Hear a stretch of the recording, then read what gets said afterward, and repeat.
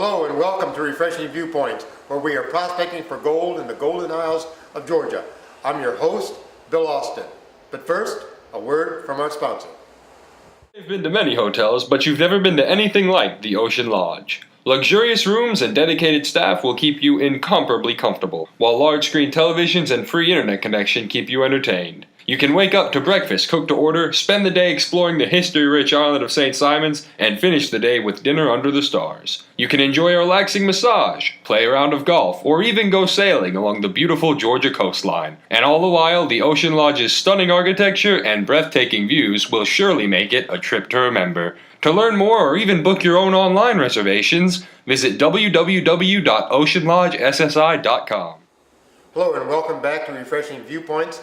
Our guest is Jennifer Zamudio, who is the owner of Dot Army in Brunswick, Georgia. Jennifer, welcome back. Thank you. Okay, and this time we're going to talk a little bit more personal about you. And one of the things I hope you'd be willing to share, because I heard you talk about it at the Million Cups of Coffee, is what does it take to start a business? It's one thing to have a passion, but you also have to be willing to endure the pain. Correct, which is constant. So please talk about that. It takes a lot of work. It never stops, but it's yours. It's like your child. Our business is another member of our family, and you have to be okay to accept that and admit that and want that, because it's your everything. It's going to take over your whole life, but it's worth it. I get up every morning at the crack of dawn, probably 5 a.m., and I start doing my emails then. I've got children, so it's always a balance. So I know when that part's done, I can be with my kids. But it takes putting yourself out there. You need to send product out to magazines and blogs and other businesses. Every single week, I still do that all the time. Emails, I'll contact people through Facebook. You just keep throwing yourself out there and waiting for it to catch somewhere, and it will. And you also need to connect with the right kind of people, positive people, people that will encourage you and inspire you and also be honest with you. You have to take a lot of chances and put a lot of money into things. So what chances did you have to take? Well, I could feel the business about to take off. I quit my teaching. I was a teacher. I stopped teaching and put all my energy into this. And so you take the chance of, maybe probably buying less groceries a lot of times, and you're putting more money into your business, but sometimes you get that feeling like it's worth it.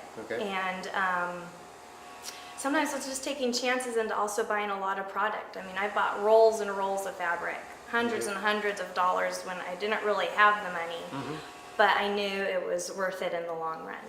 So what advice would you give people who say, I've been thinking about starting this business, but I haven't done it yet? What advice would you give them? I would say do it. Really think about, though, what sets you apart, because we're not the only company that makes cloth napkins. If you type in cloth napkins on the website, hundreds of companies come up, but you need to know what makes you different and be okay knowing that there's other people making them. You need to know, like for us, I feel we've got really great customer support, and we're okay. We like to customize things and make things easy on our customers. So that's really what we're striving for. And we want our customers to know where their products are made, and we're very honest about that. And there's something about Jennifer. You have kind of an energy about you and all that people want to talk to you and want to come in and do business with you. Well, thanks. I feel like, I'm excited about what we do, and I get really excited when I see other makers that I've been watching and they start growing, and I see them featured in a magazine or just doing well at a farmer's market. It's like it fuels your energy, and it's exciting to see. I feel proud of them. Well, Jennifer, when you're running a business and you're starting out, you're bound to make mistakes. Yes. What do you do when you make a mistake, and what advice would you give people that when they fall down for whatever reason, what would you tell them? I think it's okay to cry a little bit. It's okay to be mad about it, and then just go, okay, and then pick yourself back up and go, okay, let's not do that again. And I think it's good to tell people about when you made mistakes because they're going to learn from it. Okay. But I make mistakes all the time, and sometimes they, it really hurts, like financially. And sometimes you make mistakes with relationships that you've made business-wise. Oh, okay. And so you learn to maybe just don't, because I give a lot of information out all the time. Right. Sometimes I need to hold back. Okay. If I know they're going to use me, or just Right, to when know, they're just like, using you just so they can go in and benefit themselves. no, or whatever. just like it needs to be like you want to have a mutual respect. Okay, And when you gotcha. start feeling like you're not getting, a positive energy from them, or Okay. you just know, okay, I'm gonna put my energies somewhere else. That kind of knowing your boundaries, I guess. Okay. All right, Jennifer, we're going to wind up in just a second, Mm-hmm. but I think there's some people who might be a little curious because you mentioned something about your mother working for you. How did you do that? Yes. Well, I've taught my husband how to use all the machines. So my husband does surge. He finishes a lot of napkins. When we're really busy, he'll do 1,000 napkins a week for us. Okay. I've taught my dad when we're in a pinch, my dad will come in.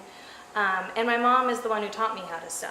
Okay. So she would come in when we're super busy, and it got to the point where I was able to hire someone full time. So it Okay. took some time sweet Okay. talking her, but I was able to bring her in, Okay. and it's been great. Okay.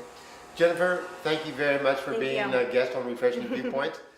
Before we close out this segment, one of the things I wanted to do is make sure that we understood and knew where did you get the name from, Jennifer? So Dot and Army is named after my grandparents. So their names are Dorothy and Armand, and they've always gone by Dot and Army. Okay. And they were always big into family dinners, and she taught my mom how to sew, and my mom taught me how to sew, so I thought it appropriate to name it after them. What a great way to have the family name go on, and I'm sure they are very proud. They are. Well, thank you so much for sharing that, and it's good to know the complete story. Yes, thank you. Thank you. This is Bill Austin with Refreshing View. Stay tuned. There'll be another Refreshing View waiting for you.